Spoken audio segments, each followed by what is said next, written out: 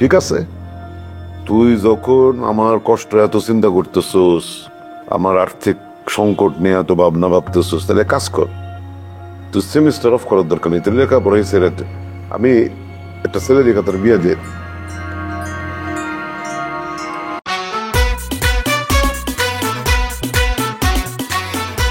গুমুট চায় নাই।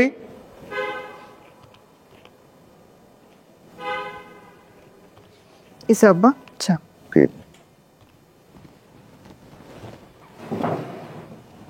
বসলাম। বস।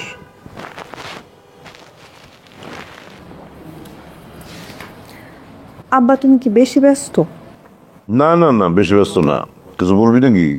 হ্যাঁ, আমি একটু কথা বলতাম। বল বল। আব্বা, আমি একটা ডিসিশন নিছি। কি ডিসিশন বল না। তুমি আমার বকা দিও না। ঘুরে কাছে কথা বললে তো আমি বকা দিব, মাইরও দিব। কি বলবি বল। আব্বা, আমি ভাবতেছিলাম আমার নেক্সট সেমিস্টারটা গ্যাপ দিব। কেন সেমিস্টার গ্যাপ দেবে? কারণ আমি চাইতেছি না এই সিচুয়েশনের মধ্যে বাসা থেকে টাকা নিয়ে আমি আমার পরের সেমিস্টারটা কন্টিনিউ করি। আমি জানি কোনো অসুবিধা হবে না আব্বা, একটা সেমিস্টার তো 4 মাস, আর পাশাপাশি আমি তো টিউশনিও করতেছি। তো এই গ্যাপটা দিয়ে আমি টিউশনিটাও কন্টিনিউ করতে থাকলাম, যে টাকাটা আসবে সেটাও জমাবো, পাশাপাশি আমি একটা চাকরিও ম্যানেজ করে ফেলবো। তো সব কিছু মিলে আমার মনে হয় যে বাকি সেমিস্টারগুলো আমি চালাইতে পারবো আব্বা। তুই এত বড় পণ্ডিত, তুই কোর্স কেমনি করে কত? তুই তো একটু বোকা শুকাইছিলি, কিন্তু পাণ্ডিত্যের উপরে তুই আবার অনার্স মাস্টার্স করলি কবে?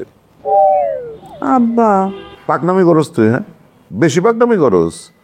মানে তোর মনে হইতেছে আমি এমন একটা অবস্থায় পড়ে গেছি যে তোর সেমিস্টার ফি আমি তোরা দিতে পারবো না। না বা, আমি জানি তুমি অবশ্যই পারবা, কিন্তু তোমার যে কষ্ট হবে সেটাও আমি জানি। আর আমি তো এই বাড়ির বড় মেয়ে আব্বা, এতটুকু দায়িত্ব তো আমি নিতে পারি। অনেকে আছে না যে নিজের পড়ালেখার খরচ নিজেরা চালাইতেছে, তো আমিও চেষ্টা করি না আব্বা, তাতে কি সমস্যা? ঠিক আছে, তুই যখন আমার কষ্ট এত চিন্তা করতেছোস, আমার আর্থিক সংকট নিয়ে এত ভাবনা ভাবতেছোস, তাহলে কাজ কর। তুই সেমিস্টার অফ করার দরকার নেই, তুই লেখাপড়াই ছেড়ে দে। আমি একটা ছেলে দেখা তোর বিয়ে দিয়ে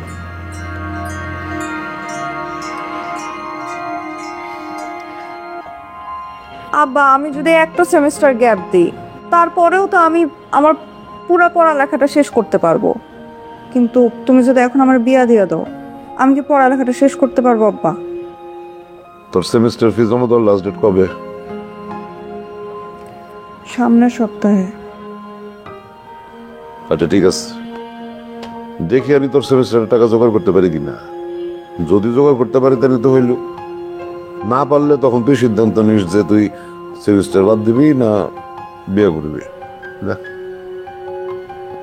চাটাও নিয়ে যাও, চাটা এখন তিতা লাগতেছে তোর কথা শোনার পর।